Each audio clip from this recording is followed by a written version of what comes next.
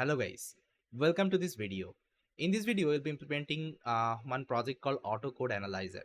So here we'll be implementing a system that will take a GitHub URL of any source code. Let's say you have created a GitHub repository and you have your project.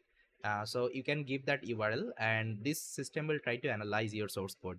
And you can even let's say do the query on top of your source code. Okay, let's say you have written one function but you don't know what this function does. So what you can do, you can ask the query. Okay, it happens, let's say whenever you are looking for any kinds of other repository. Let's say we're looking for LangChain repositories and you don't know what this function does in LangChain. So definitely this system will try to help you to understand like what they are doing, how they have written the code. Every information this particular analyzer will give you. So this is going to be one amazing project guys, because I usually use this project a lot whenever let's say I want to understand any kinds of implementation from any third party, let's say developer. This system helps me a lot. So I'll show you the entire development guys, end-to-end development. Even I will also show you how we can deploy this kinds of project over the cloud platform. So let's start the implementation guys. Okay, I'll show you the step-by-step procedure. Even I will also discuss the architecture diagram, how we are going to develop this particular project. So here I'm going to create a new repository and I'm going to name it as end-to-end source code analysis generative AI. Fine. So let's keep it as public repository. I'll select the readme file and I will also take the git ignore wise python. Then let's take the license. I'll take MIT license. Now let's create the repository. So after that, I have to clone it. So I'll copy the link address. I will open up my local folder and here I'm going to open up my git bash. Now let's write the command git clone and paste the link. That's it. See, it has cloned the repository. Okay, now I want to go inside this repository. I'll just write cd, that means change directory, to my end-to-end, okay, source code analysis. Now I'm inside this folder. Now inside this folder, let's open up our VS Code. So let me open up my VS Code. So here is my VS Code. So guys, I think you remember the first thing, we create a virtual environment, okay, for a new project. So let's create a virtual environment. For this, you need to follow some of the commands. So let me mention in the readme file. So you can see these are the steps we have to follow. So first of all, if you're using my repository, first of all, clone it, then try to create an environment with the help of Python 3.10. So that environment name is LLM app. So for me, what I've done guys, I already created the environment in my system. So I'll just activate the environment. But for you, if you don't have the environment, just try to create it. So let me show you my environment. I'll just write conda activate LLM app. See, it is already there for me. Okay. Now the next thing what I have to do, I have to set up the requirements of the projects. Okay. So for this, I'm going to create a file called requirement.txt. Inside that, I'm going to mention all the requirements actually I need. So you can see guys, these are the requirement I need. I need OpenAI, TikTok, and ChromaDB. So vector DB wise, I'll be using ChromaDB. Previously, I used Pinecone. You can use any of the vector DB. It's up to you. Then LangChain, Flask. So the front end implementation wise, I'll be using Flask framework. Then Git Python. Why Git Python? I'll tell you. Whenever I'll show you the architecture diagram, this part would be clear. Then python.env just to manage my credential. Okay.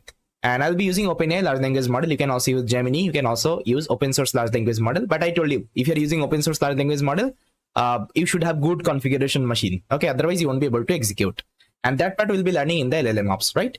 Now let me save everything and let me install all the requirements. So for this, you can execute this command. So let's copy the command and here I'm going to execute.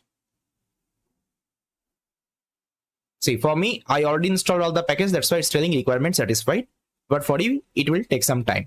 Now, the next thing, what I do guys, usually I create a template file. I think you remember, project template file. So templates.py. Okay. And previously I shared one template code with you. I think you remember. So I'll just copy paste the same code.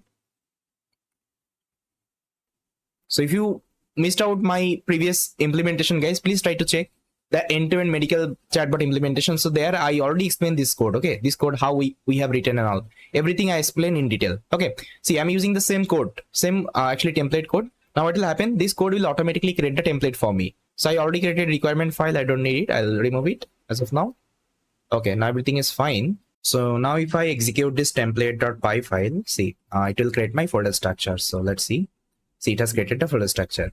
And whatever log actually you have written, it is showing in the terminal, you can see. Okay. So my folder structure is created. Now what I will do, I think you remember, first of all, we perform the notebook experiment. That means we'll be implementing the entire projects in our Jupyter notebook. Then we'll try to convert as our modular coding. Okay. So for this, I'm going to open the resource folder. Inside that, inside resource folder, I'm having one Jupyter notebook file called trials.ipynb. So here, first of all, let's select my kernel. So this is my environment. Okay. Now let's test whether it's working or not. So okay message here. Yeah, so everything is working fine. Now, first of all, let me show you the project architecture diagram, like what we are gonna perform here. So guys, as you can see, this is the entire project architecture. So here we'll be basically performing question answer over the code base to understand how it works. See what happens actually whenever, let's say, we implement any kinds of project. Okay, let's say previously, I think you remember, we implemented one project called end-to-end medical chatbot. And this is the code base we have created, right? This is the entire repository of our project. Now, let's say if anyone new to this field, if actually he's not able to understand this project like how I have written, let's say this person will open this project. Let's say he will open this helper.py. And now he's not able to understand what is this function actually, download Hugging Face embedding.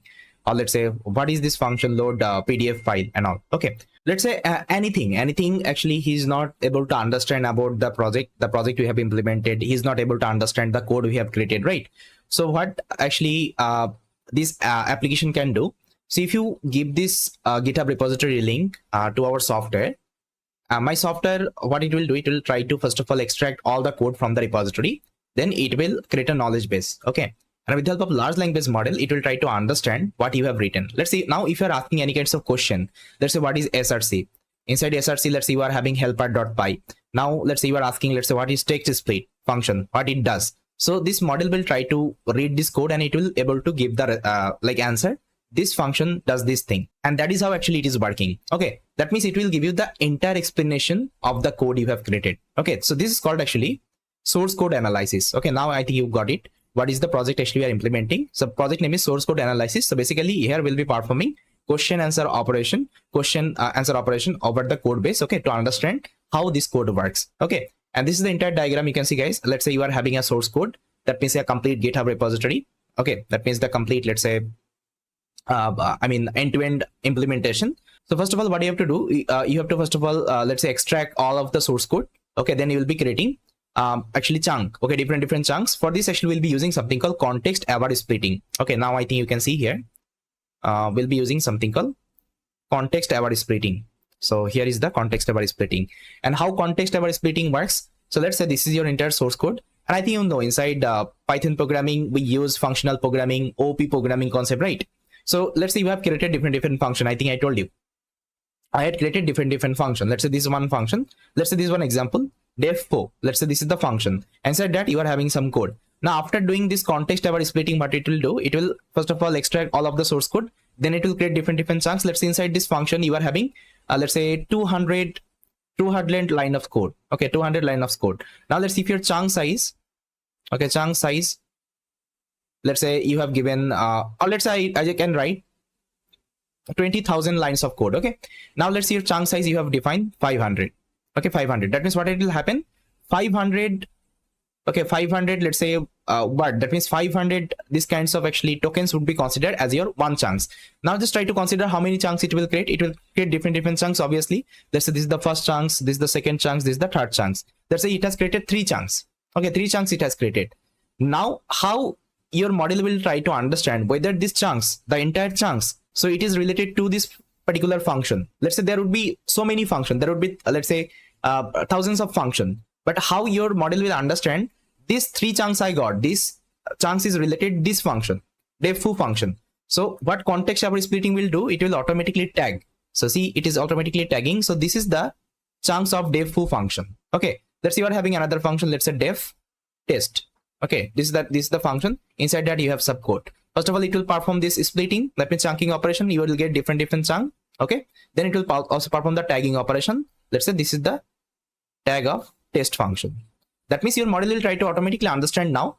Now your model will try to understand, okay, this chunks actually I'm getting, this is related to this particular function. Okay, so that's how actually it will understand the context, it will remember the context. Okay, this is called actually context aware splitting, and this context aware splitting we only perform whenever we are working with let's say code. Okay, code data, because previously we work with text data. Okay, text data is a different thing and code data is a different thing. That's why you have to follow this thing. Okay, now let me clear my screen.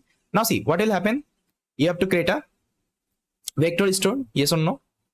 You can see after actually getting all the text, okay, all the chunks, you'll be using embedding model. With the embedding model, you'll be creating vector store, and here we'll be using something called ChromaDB.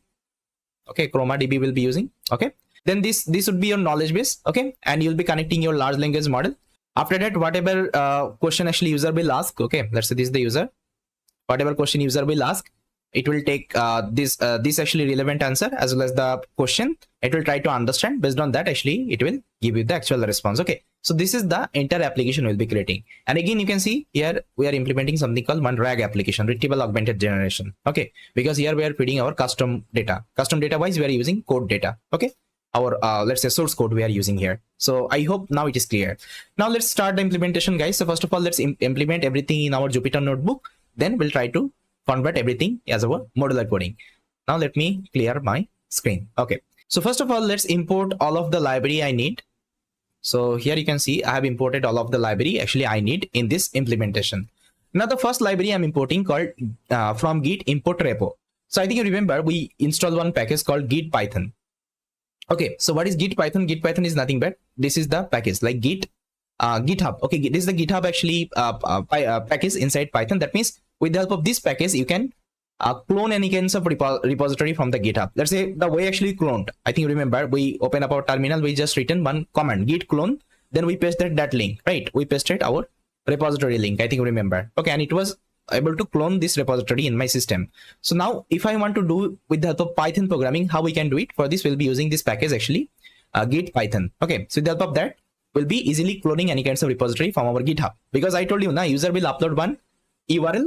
Okay, that means GitHub URL, project URL, and from the URL actually it will automatically, let's say, clone the repository. Then it will extract the information, that means your code base. Then it will perform the chunking operation, embedding model, store the embedding in the knowledge base. Then it will connect the LLM. Okay, that's how we'll be performing the entire operation. Got it?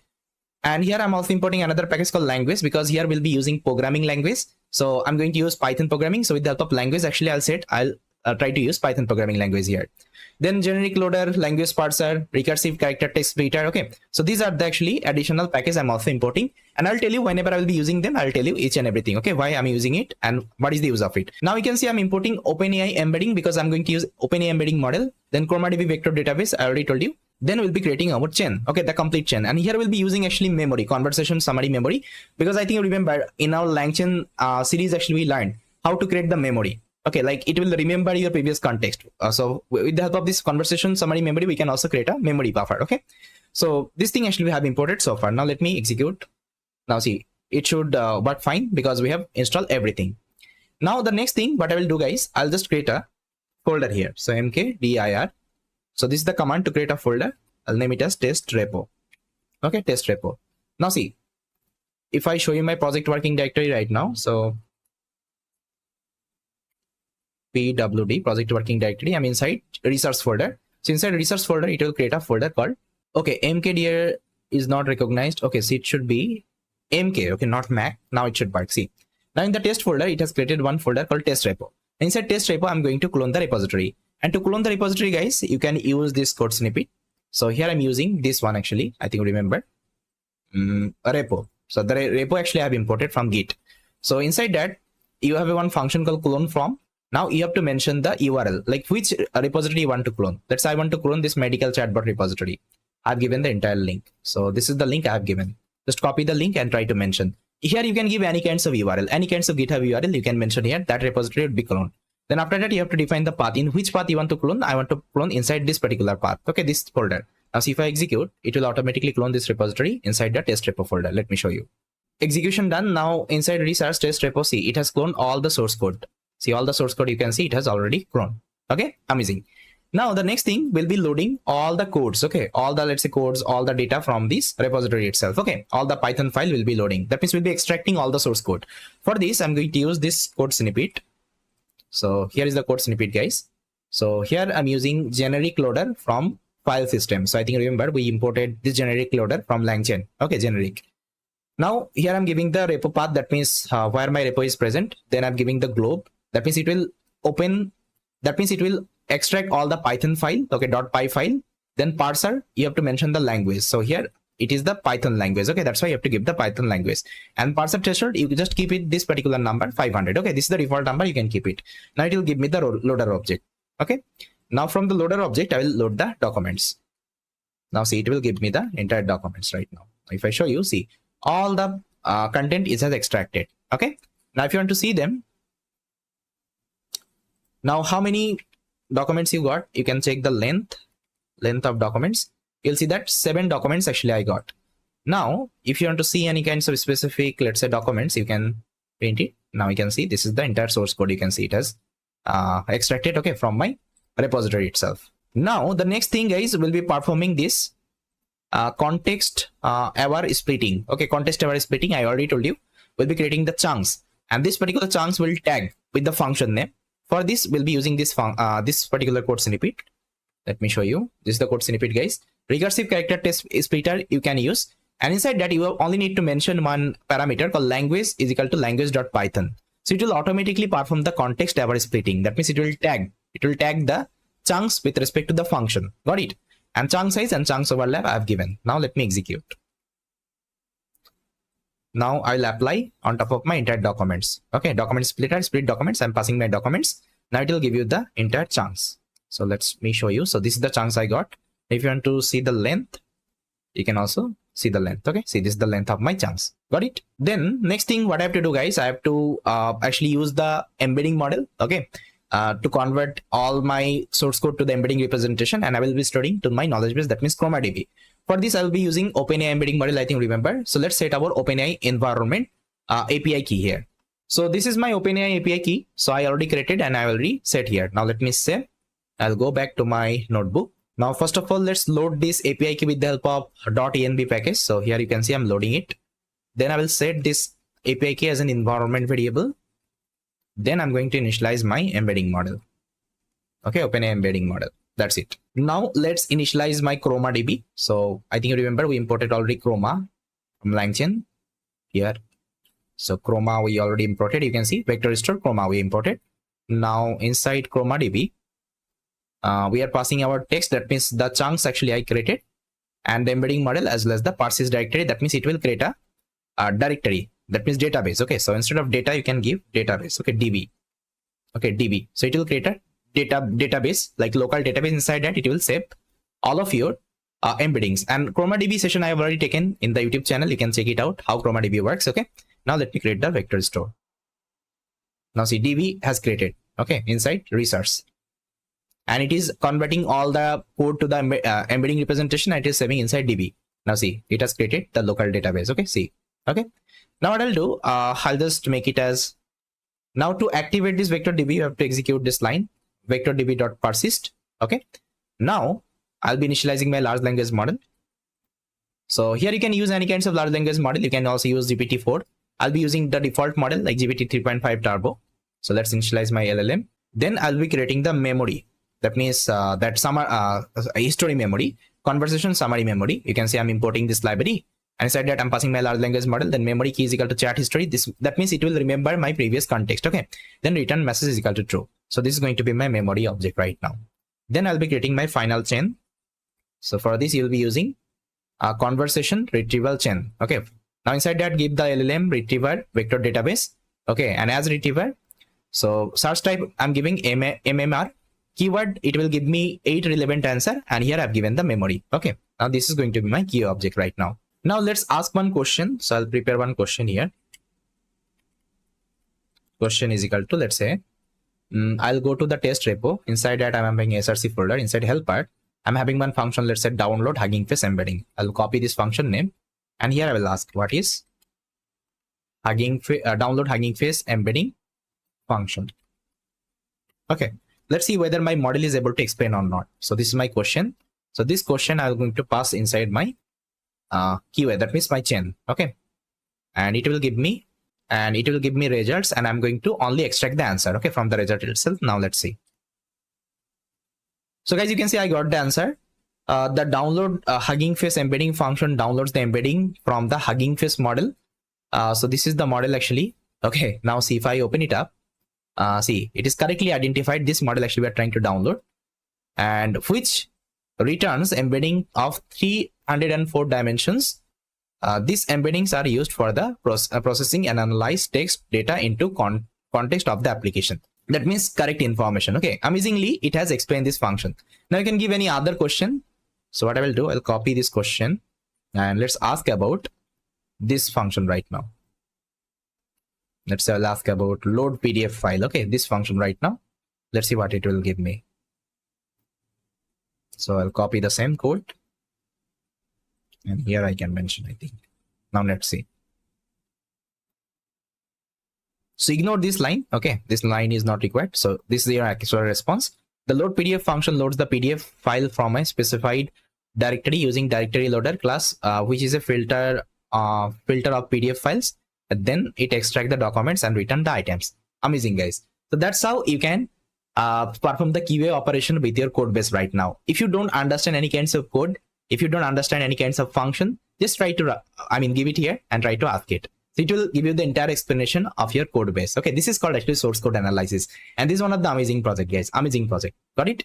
Now, this is the actually notebook experiment. Now let's try to convert this project out as our end-to-end implementation. Okay, so I'll just do the copy paste operation from my notebook only, because I think I showed you in my previous implementation I did the same thing.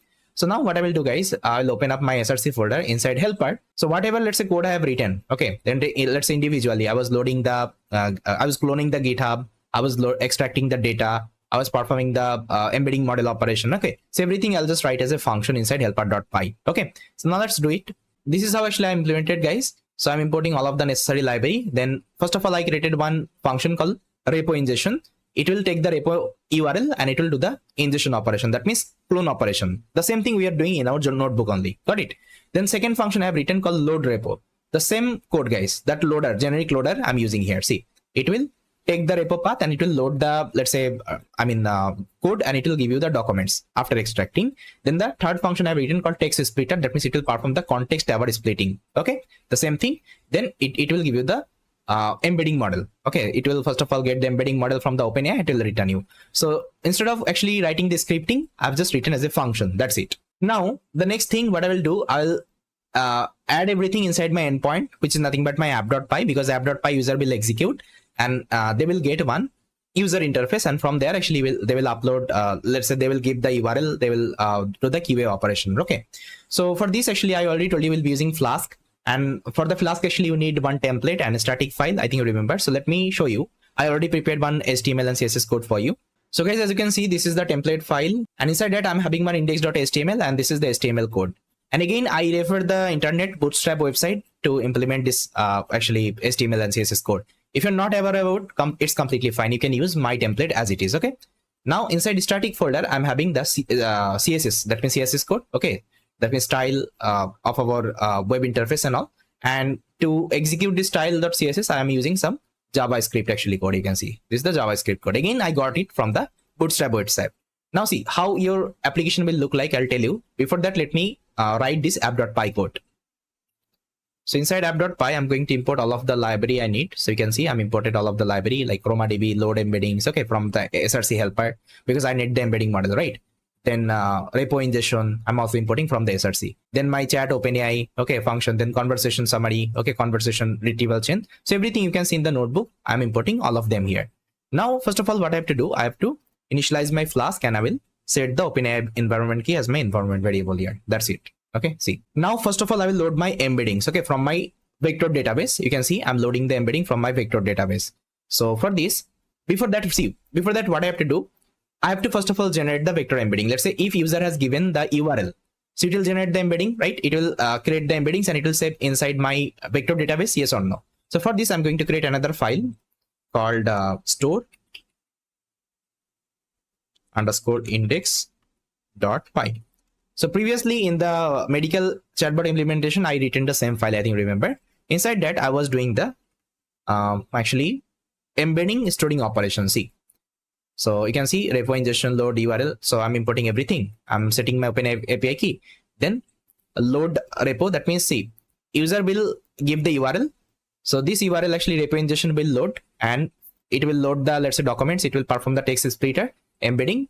Then this embedding will store inside my like ChromaDB. ChromaDB will create an like local database. Inside that it will save everything. Okay, I think you remember. Now here I've commented this 2 line because I will be doing this thing with the help of user interface. That means UI. Okay, not manually actually. So that means from the app.py user will give the URL. Okay, from the user interface, web application user will give the URL. This URL I will receive here. Okay, I'll receive here, then I will execute this line of code. Okay, so that's why I've commented this line. But if you want to test what you can do, you can uncomment it and you can execute this line. You will see that it will work fine. Okay, so as of now I've just commented out. Now let me save it. Now I'll go back to my app.py. Now let's create the LLM chain. So this is the chain. The same code I've copy pasted from my notebook, guys. I'm creating the LLM, creating the memory. After that I'm creating the QA chain. That's it. Then I'll be creating 2 route. Then I'm going to create a route actually from my Flask. So this is the default route. First of all, it will render the index.html whenever user will open the application. Okay. Then the second route I'll be creating for the repo ingestion. So whenever user will pass the URL of the GitHub and they will submit. So what will happen? It will execute this store index.py. You can see I'm executing this command, python store index.py. And if you want to execute any Python file, that means if you want to execute any command, you have to use system, os.system. You can see I've imported operating system. So os.system, and inside that just give the command, it will execute this file.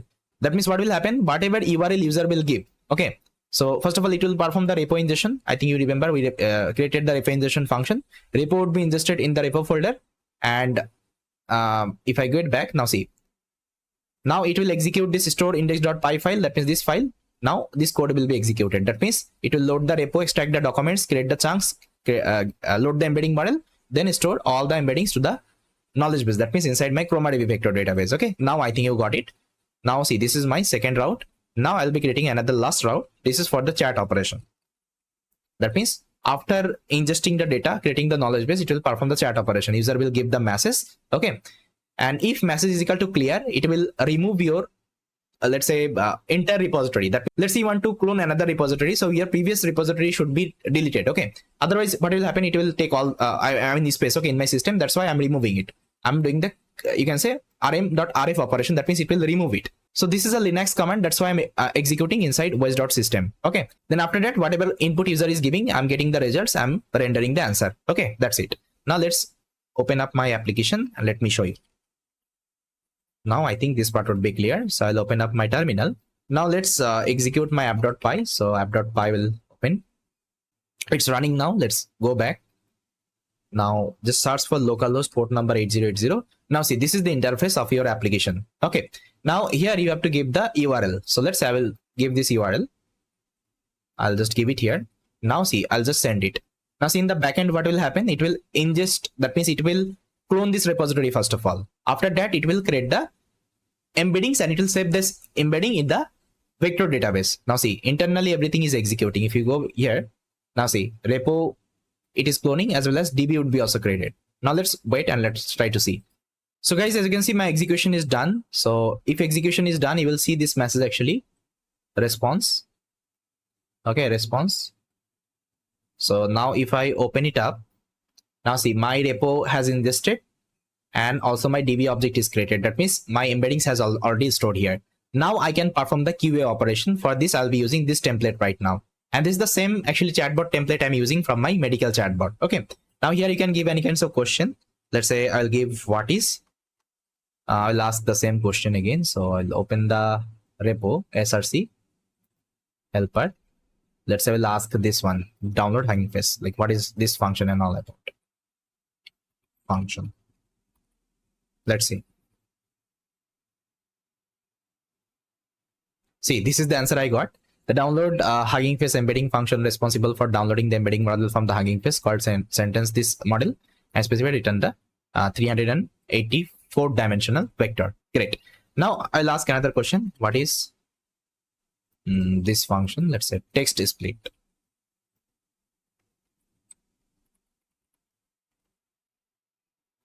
See, text split function. See, text split function purpose is to split the extracted data into smaller text chunks. This Text chunks are useful for the processing and analyzing the text in a smaller, more manageable section. Great. That means it is giving you the correct response. Now you can ask any kinds of question regarding your source code. Okay. So this is the entire implementation, guys, of our project. Yeah. So I think you liked it, guys. And in the next video, we'll see the deployment, like how we can deploy these kinds of projects, okay, to the like cloud platform. So for this section, we'll be using AWS. So in AWS, I'll show you the deployment part. So before ending the session, first of all, let me commit the changes in my GitHub. So I don't want to push the repo. Let's say this repo I don't want to push. So what I can do, see, let me show you another thing. Let's say if I give clear message here, it will remove the repo folder automatically. See, repo folder would be deleted because you have written the code here. I think, remember, inside helper, not helper, I think inside app.py. See here, if you give the clear, it will remove the repo folder. Okay. Now if I click here, now see, then I also don't want to push this DB objects. What I can do in the git ignore, I can mention this DB. Let's say DB would be ignored. Inside everything, just try to ignore. Now let's try to see. DB is also okay. Another actually repo I'm having inside resource. So let me also mention resource also. Inside resource, I'm having test repo. So everything I want to ignore, as well as I want to ignore the DB as well. Now I think, okay, research spelling is not correct, so it should be like that. Okay, research. Now let me save. Now see, it is ignoring everything. Okay, now let me push the changes. So I'll just write updated, commit, and seeing the changes. Now if I get back and refresh here, see, all the source code has been updated. Now let me write the further step you can perform. So here I have added the next step, like you have to create the environment file. Inside that, just set your OpenAI API key and just run app.py, and you can execute your project. Okay, that's it. Now let me also update this readme file. Readme updated.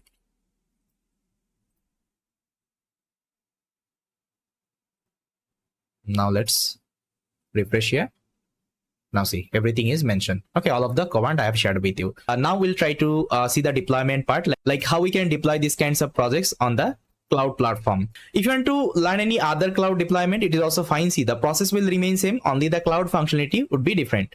So I'll try to create some more video on the deployment. Like I'll also show you how we can deploy these kinds of project on the GCP cloud, on the, let's say, the Azure cloud. But first of all, let's try to see how we can deploy this project on the AWS cloud.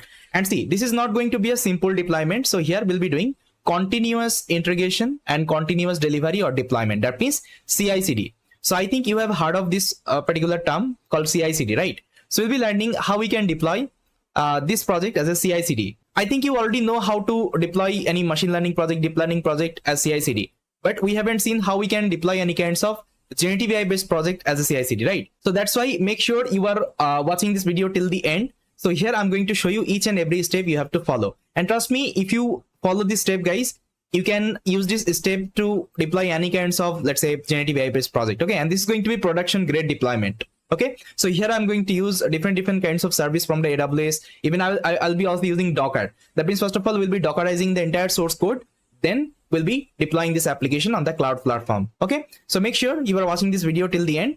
So before starting the deployment, guys, first of all, let me show you what exactly we're gonna perform here. What is CI/CD exactly? Then I will also discuss, let's say, what are the tools and technology we'll be using here, what are the services we'll be using here. Then I will start with the deployment, and make sure you have the AWS account. If you don't have the AWS account, guys, so you won't be able to deploy this project. So first of all, try to create one account. If you're creating for the first time, you will get $300 free credit. Okay, and this is enough for you.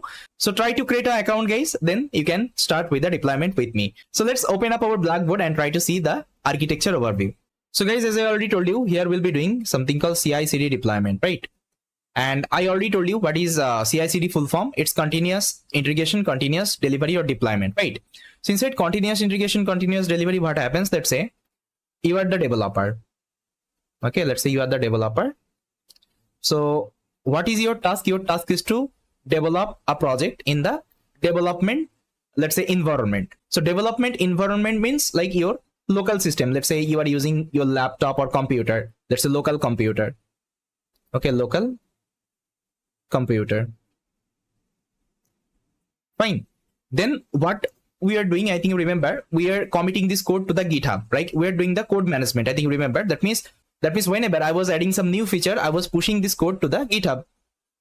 Yes or no? Okay, with the help of Git client, we are pushing the code in the GitHub server. Now what happens actually, let's say after deployment. So this is called actually development server, or I can write this is actually development environment. Okay, development environment. So after implementing this project, what we have to do, we have to deploy this project, yes or no? Let's say somehow you have deployed this project on the AWS cloud. Let's say this is your AWS cloud. Fine. So let's say you have deployed this project to the AWS cloud manually. You just created a, let's say, instance there. You just took a machine there, a EC2 machine, and you manually deployed this project. Now it will give you some endpoint. Okay, endpoint. So with the help of this endpoint, any of the user can access your application. Now let's say after 4 months or let's say 6 months, you want to add some more features in this, let's say, application. Let's say you are deploying medical chatbot. The medical chatbot we implemented, I think you remember, right? Let's say you want to add some more data, you want to add some more knowledge base, and you want to add some more features in this application. Then what you have to do, you have to again develop this, let's say, features in your code. Then what you will be doing, again you will be deploying this application to the AWS cloud. Now just try to see, whenever you are deploying the project for the second time, let's say this is the first time you have deployed, then you are trying to deploy for the second time. Then what you have to do, first of all, you have to stop this application in the AWS. Okay, stop this application. Then you will be uploading your updated code. Then this code will reflect to the endpoint. Then user will be able to access that. Now let's say in between, whenever you stop this AWS server, let's say your application, let's say it took 3 hours. It took 3 hours to change the entire source code. That means change the entire features, okay, of your application. So what will happen? 3 hours user won't be able to access your application.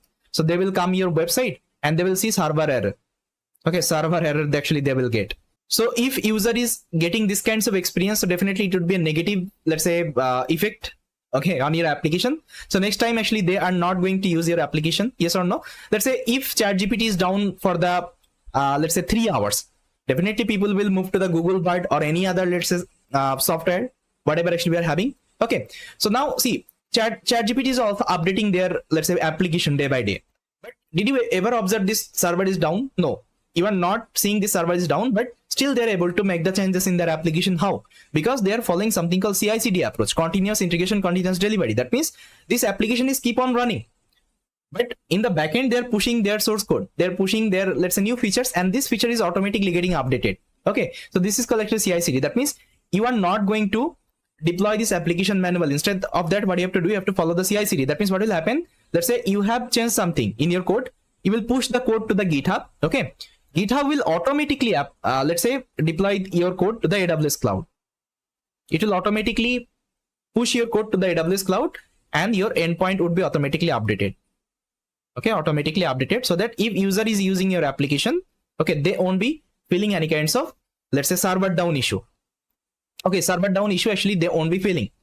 Got it? So this is what actually we have to do. That means we'll be creating the entire pipeline, entire, let's say, CI/CD pipeline. So we'll be just pushing the code in our GitHub, and GitHub will automatically trigger this action, and my code will update it to the AWS cloud, and AWS will update the endpoint. Okay, now see, the automated process we'll be doing. Now whenever we'll let's say push our code to the GitHub, GitHub will automatically trigger. How it will trigger? For this you have to use some CI/CD tool. Okay, CI/CD tool, CI/CD automation tool. So here there are different kinds of CI/CD tool. So the first tool you can use something called GitHub Action. Okay, GitHub Action you can use. Then you can use something called Jenkins. Okay, Jenkins. Then you can use something called Circle CI. Circle CI. So these actually 3 famous tools actually we are having in the market right now. So people are using more this GitHub Action, because GitHub Action you don't need to set up anything. It is already set up everything in the GitHub. But if you're using Jenkins and Circle CI, you have to set up this server manually. Okay, so here we'll be using GitHub Action because it is already inbuilt with the GitHub. We don't need to set up anything. Going forward, I will also show you how we can, let's say, use Jenkins, Circle CI. These are the services as well. Fine. So yes, guys, this is the complete high-level architecture of our deployment. Now let's discuss what are the services actually we'll be using for the deployment. See, here the first services actually I'm going to use called Docker.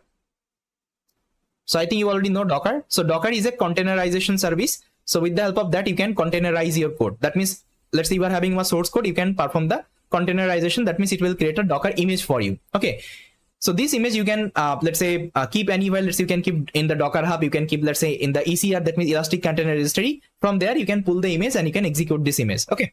So if you are using Docker, so you won't be getting any kinds of setup issue. This is the main advantage here. Then we'll be using something called ECR here. ECR means Elastic Container Registry. So this is the service from the AWS. Okay, AWS giving the service. So here you can store any kinds of Docker image. It is the same like your Docker Hub. Okay, but it is the service from the AWS. You can store the private image there, but in Docker Hub actually all the image would be public. This is the difference only. Now we'll be using another service called EC2. Okay, EC2 is a virtual machine service from the AWS. Again, it is from the AWS. Okay, so this will give you virtual machine. There you can buy, let's say, CPU based machine, GPU based machine. Okay, so all kinds of configuration would be there. So here we are using our local computer. So there we'll be getting a cloud computer. Okay, this is the difference only. Then as a CI/CD tool, I'll be using something called GitHub Action, as I already told you. Okay, we'll be using GitHub Action for the CI/CD management. Fine. So yes, guys, these are the services as of now I'm going to use. So let me show you the deployment step we'll be following. For this, what I have done, guys, I think you remember we implemented one medical chatbot. This is the code, and this code would be also available in your resources section. Even you will also get this code in my GitHub. So guys, this is my GitHub profile. Just search ENT in the Google, you will see my GitHub, and here I have created one repository called end-to-end medical chatbot. So I'm going to commit this code here, so you will get all the source code from this repository itself. Okay, and even I will also add the deployment step in the README file. So that is what actually I have written. You can see the entire deployment step I have written here. Now this is the CI/CD deployment we'll be following. So first of all, what I have to do, we have to let's say create a IAM user. Then we'll be creating the EC2 machine ECR. Okay, then we'll be, see, this is the deployment step as of now. Just try to follow the step I'm going to show you. First of all, we'll be building our so here, first of all, we'll be building the Docker image of our source code. That means Docker image we'll be implementing. Then we'll be pushing this Docker image to the ECR. That means Elastic Container Registry to store my Docker image. Then we'll be pulling this image from ECR in the EC2. That means we'll be pulling that image in the EC2 machine in our virtual computer. Then we'll be launching this Docker image in my EC2 machine. And from there, we'll be creating an endpoint. And that endpoint user will be able to access. Okay. And these are the policy I have to give whenever I will be creating the IAM user. Fine. So this is the entire step, guys, I have written. Even I have also given all the command you need to execute here. Now let's start the deployment, guys. But before that, you just need to prepare some of the files. The first file you have to prepare the Docker file. So this file will help you to containerize entire your application. That means it will perform the Dockerization. And these are the Docker command you have to write. So I think you remember we are using Python 3.10. Okay, this Python version. That's why I have taken Python 3.10 slim busted image. Then working directory, it will create a working directory called app. Inside that, it will copy all the source code. Then it will install the requirements. Okay, whatever requirements actually we are having here. Got it? Then it will execute this Python 3 app.py command. So that means my endpoint would be executed. Okay, my application would be running. And make sure before actually deployment, you just store your index. Okay, in the Pinecone. So this is the Pinecone, guys. It is running, and all the vector is already stored here. You can see 7020 actually record is already stored here. So I already executed this file. I think remember store index. So it will create all the, let's say, vector embedding, and it will store in the Pinecone. Okay, Pinecone vector database. So in this project, I was using Pinecone, I think remember. Okay, so this should be available here. Got it? So once it is available, now what I have to do, guys, then you can create another file called Docker ignore. Inside Docker ignore, you can mention like some of the file which is not required. Let's say here, this file is not required. Let's say, I think this file is not required. Generative AI project.eginfo. Okay, so whenever it will perform the, let's say, containerization, that means Dockerization. So I don't need this folder. That time what you can do, you can mention this folder name in the Docker ignore file. It is the same thing as your Git ignore.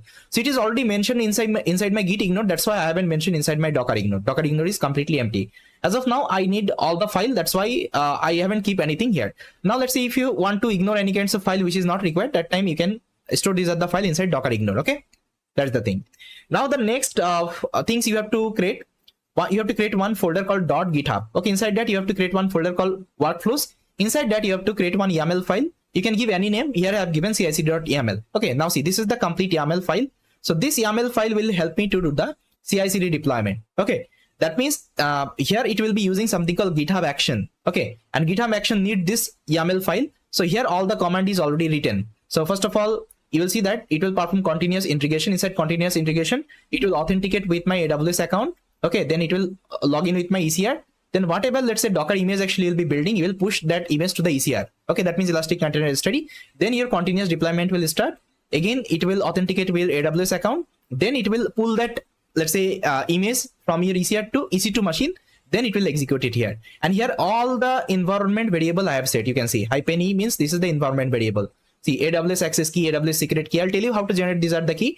Then Pinecone API key, OpenAI API key, everything I have set here. Okay, so these are the thing we'll be reading from the secret. Okay, GitHub secret. I'll tell you how to create the GitHub secret as well. So as of now, just try to remember this is the YAML file you have to use for the CI/CD, and this YAML file you can use as it is. No need to change anything in your other project as well. Okay, that's the thing. Now let's open up our AWS account. So guys, this is my AWS account. I already logged in with my AWS account. So here, so first of all, what you have to do, you have to create a IAM user. So let's create a IAM user. So IAM. So the first thing we'll be creating one user here. So let's create one user. I'll create a user. So let's say username is, I'll give medical bot. You can give any name, it's up to you. So let's click on next. Now you have to give policies. Okay, like what are the policy you want to give in this user? I don't want to give my entire policy. That means all the services I don't want to give the access. So I'll be giving some specific access. So access wise, I already written in the readme file. Let me show you. So these are the access I'll be providing: my EC2 container registry full access and EC2 full access. Okay, these are the thing we'll be giving. So here just search it. So this is the ECR. Okay, ECR Elastic Container Registry full service here I'm giving. So let's select, and after that again I can delete it. Then I'll try to copy the next service. This is the service. Okay, this is the EC2 machine service. So again search here and select the EC2 machine and click on the next. Now see that I have given this two service. Okay. Next thing, just create the user. So right hand side, you can see one button is there, create user. Just click on create user. So guys, as you can see, my user has created. Now I'll click on the user. Then here I will get one option, security credential. Just click here. Then you have to create a access key. So click on create access key, select command line interface. And I understand this above recommendation and click on the next. So there is a next button. Just click on the next. Now create the access key here. Now see guys, this is your access key and secret access key. Try to download as a CSV file. So let's download. So and just keep it with you. Okay, this thing I need later on. Okay, and no need to share this key with anyone. Otherwise they will also access your AWS account. Okay, so here I'm showing because after the recording I'll delete everything. Got it? So my IAM creation is done. Now I'll go back to the home page. Now the next thing what I have to do, guys, I have to create a ECR repository to store my Docker image. So let's search for ECR. So just search for ECR. That means Elastic Container Registry. Just open it up and make sure you check your region, in which region you are working. See, I'm working in Mumbai, AP South 1. If you're in other region, just try to note it down. Okay, you have to note it down, this syntax actually, AP South 1, then CS Central 1. If you're, let's say, in North Virginia, you have to give US East 1. So just try to remember these are the tag. Okay, so I'm inside Mumbai, that means AP South 1. Now I'll be creating a Elastic Container Registry. So let's create, so let's click there. Now you have to give the name. Let's say I'll give medical chatbot. You can give any name, it's up to you. Everything keep it as default. Now click on next. Now see, my repo is created. Now what you have to do, just copy the URI and just try to paste it as of now here, because this thing I need later on. Just for reference, I'm saving it here. Okay. That's it. Now what I will do, I will go back again. Now the next thing I have to do, I have to create my EC2 machine. Then I have to set up, these are the requirements. Okay, that means I have to set up the Docker there. Then I will be also updating that machine. So let's create my EC2 machine right now. So search for EC2 here, EC2 instance. So this is the EC2 service. Now launch the instance. Now select the Ubuntu machine. And what you have to do, give the name of the machine. Let's say medical bot machine. You can give anything. Then see, instance type, you have to take at least 8 GB RAM. 8 GB RAM, just take 8 GB RAM. I'll be taking T2 large. Okay, this machine. and then select the key value pair. If you don't have the key value pair, you can also create it. So let's say I'll give medical. So it will create one RSA file. So guys, you can see after creating and download, it will give you one PEM file. So this PEM file you can use. Let's say if you're using any third-party tool to connect with your EC2 machine, let's say Putty or Mobile Extreme, that time you can use this PEM file. But I'm going to launch my, let's say, machine in my second tab with the help of AWS only. I don't need this PEM file, okay? So now I'll select these two options, HTTPS and HTTP. Keep it everything as default. Configuration storage at least take, let's say, 30 GB. And launch the instance right now. So here you can see, click on view all instance, then see my machine is running. So if status is running, now click on the machine ID. Now here you have to connect this machine. So click on the connect button. Now I'll be selecting the EC2 connector and let's connect the machine. So it will create a new tab for me. So here I will get one terminal, black terminal. So we have to use this terminal to set up everything here. And this is the production server, guys. Okay, that's how your production server looks like. See, this is the production server. Let me zoom. Now let me clear. See, here you won't be getting any kinds of UI interface. Okay, that means the way we are using our computer, it is having UI. But in the production server, you won't be getting any kinds of UI. You have to work with the terminal always. And this is the Linux terminal I got. This is the Linux machine, guys. So that's why if you know any kinds of Linux command, it will help you a lot. Got it? So here, first of all, I have to update this machine. For this, you have to execute these at the command one by one. So let's copy all the command one by one. Okay, so this is done. Now I'll copy the next command and just try to paste here. Now give yes permission and press enter.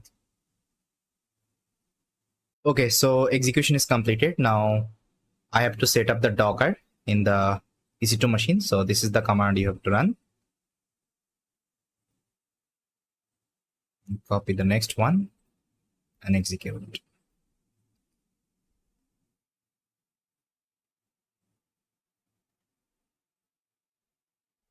Then I will execute this one, then the last command. So we have to add the Docker in the sudo group, okay? Now, if it is running or not, so what you can do, you can execute one command, docker ---- version.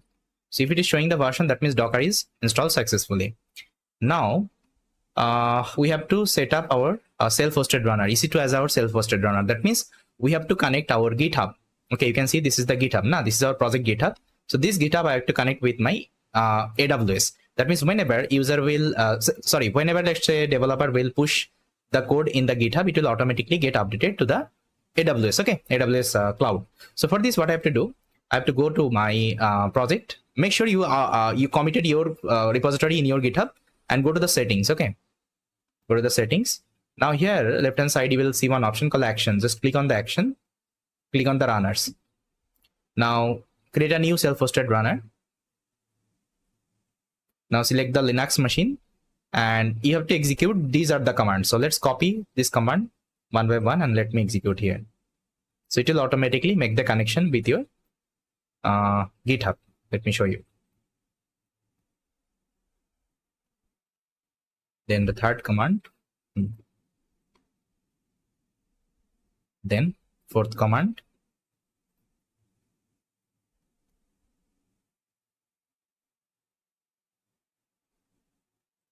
Now you have to go to the configuration section and copy this command and execute it here.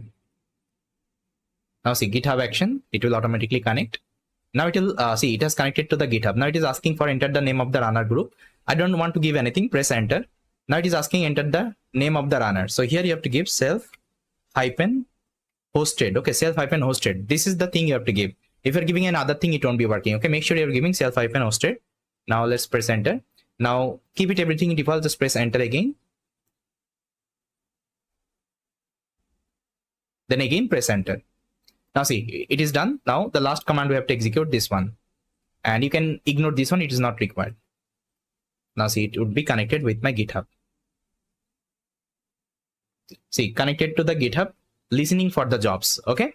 Now if I show you, if I come back and now if I go to the runners, let's say, I'll go to the runners. Now see, status should be idle. You can see it is connected. Okay. Now the next thing what I have to do, I have to set up all the GitHub secrets. Okay. Now let's go back to the secret. So secret variable, click on the action. Now new repository secret. Now give the secret ID. Okay, so for the first ID I have to give AWS access key ID. Just copy and give the key name here. And why we will get the value, I think remember we downloaded one CSV file. So let me open this CSV file. I will open in a Notepad++, and this is my AWS access key ID. I'll copy, and here let me paste it. Then the next one I have to give secret access key ID, copy, and create another new repository secret and give it here. And in the CSV file you will get the next one. See, it is comma separated. So before the comma, this is the AWS key ID, access key ID, and after the comma, this is the secret access key ID. So let me copy the secret access key ID and I will paste it here. Okay, now the next thing you have to give AWS default region. So region, I already told you I'm inside Mumbai. That means AP South 1. So I think remember I'm inside AP South 1. See, AP South 1, you have to write it. So let's write AP South. Okay, -1, AP South 1. Let's try to check AP South 1. AP South 1. Okay, fine. Now let me add it. Now the next thing I have to add my ECR repo. So ECR repo wise, I think you remember we copied one URL. So just try to get this name only. Okay, after .com, just try to get the name and try to mention here. Then the next thing I have to set my Pinecone API key. So let's copy and add it here. And I think you remember in my .env file I had my Pinecone API key. Let's copy. And this is not available inside my GitHub. That's why I'm reading from the GitHub secret. Okay, this is the idea. Now I also need to add my OpenAI secret. Okay, that means OpenAI API key. The last one you can see OpenAI API key. Let's add it. So let's copy the OpenAI API. Here I'm going to paste it. Now let's add the secret. Okay, now see, everything is added. Now let me see anything is left. No, everything I have added. Now what I have to do, I have to push the changes. Okay, but before that, let me get back to my project. Now I'll push the changes. So just try to commit. To commit, just open up your git bash and try to write this command, git add space dot, then git commit -m, let's say ci cd edit, then git push origin main. Now if I go back to my GitHub, now see, if I refresh here, so it will start running my action. Now just go to the action. Now see, my action is running. See, first of all, it is running the continuous integration. So inside continuous integration, first of all, it will authenticate with my AWS ECR, build the Docker image, push it to the ECR. Okay, everything will happen. See, automatically. It's just a one-time setup, guys. Next time, you don't need to set up it. You just need to write the code and push it to the GitHub. Automatically, it will push to the, let's say, AWS server. Okay, now see. So let's wait. Once this execution is completed, I will come back. So guys, as you can see, my continuous integration is completed. Now it is running the continuous deployment. Now what it will do, it will again authenticate with my AWS cloud, and it will pull that image from the ECR to EC2 machine. And if you go to the Elastic Container Registry right now, and if you refresh here, you will see the image. Okay, see, Docker image is been uploaded here. Now see, it is running the deployment. Now see, it is pulling the image. So once it is pulled, then we'll doing the port mapping. We'll create the endpoint, and we can access our application. Let me show you. So guys, as you can see, my execution is completed. That means both integration and deployment is executed. If you're not getting added, that means congratulations, it's done. Now I will go back to my EC2 machine. Okay. Now here in the EC2 machine, you will get one public IP address. Just let me show you. So this is the public IP address. Just try to copy and just try to open it. Okay. Now see, if I open it up, so it won't be opening because see, my application is running on port number 8080. I think you remember. Okay, so by default, port number 8080 is not set. So I have to do the port mapping. So what I have to do, I'll go back, go to the instance. This is my instance. Then I'll go to the security. Okay. Now here you will see one option called security group. Just click here. Now on top you will see edit inbound rules. Okay, just try to click here. Now I'll just add the rules. custom TCP port number, just give 8080, just select 000, okay, and here you will see save rules. Okay, just click on the save rules, that's it. Okay, so rules has been added. Now I'll go to the instance again, I'll open it up. Now I'll copy the public IP address again, and here let me paste. Now you have to give clone port number 8080. Now see, if I hit enter, my application should be running. See guys, this is my chatbot is running. Now if I give any message, let's say what is acne, see guys, it is giving me the response. Now see, my application is live right now, so it is already deployed. Now user can use my applications. Now what you can do, you can buy a domain, okay, your custom domain, and you can publish this application to the audience. Okay, now for the second time, let's say you changed anything in the code, let's say you added some more function, what you have to do, only just need to commit the changes, it will automatically get updated here. Fine, so no need to set up anything from scratch, it's just a one-time setup. Once setup is completed, just try to commit the changes, it will automatically running. Okay, now you can ask me, if I close this terminal, will it work? Yes, definitely we can close it. Let's say I will close this terminal. Now if I again go to the chatbot, if I refresh, see, still my bot is running. Okay, so that's how guys we can do the CI/CD deployment. Now let me show you how we can terminate all the instance, like whatever instance we created, if you don't want to keep it running, otherwise it will charge you, right? So what I can do, first of all, I will stop the EC2 machine I've created. So select the machine, click on the instance state and terminate. So terminate will delete it. Okay, so it will terminate and delete the instance. Then after that, I also need to delete my ECR. So let's go to the ECR. So first of all, delete the image inside that. Just write the delete command. Now try to select and delete.